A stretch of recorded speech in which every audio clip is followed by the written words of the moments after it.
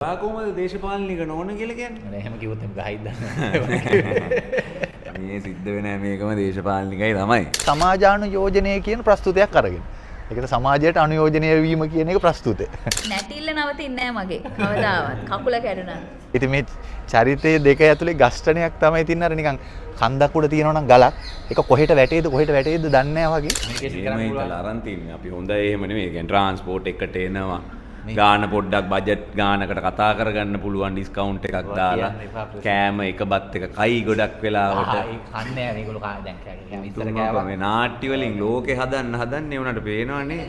හැබැයි අර කලාකාරයන්ට පොඩි ප්‍රශ්නයක් තියෙනවා අර ඉවර කරන්න බෑනේ සමහර නිර්මාණ. මේ පෝරුව කියන්නේත් හදපු එකක්. වෙඩින් එක කියන්නේත් හදපු එකක්. මේ හදපු ඒ වගේ තමයි අපි ඔක්කොම එල්ලිලා ඉන්නේ. මේ පැමිණිල්ල මොකද්ද කියලා බලන්න එන්නම ඕනේ.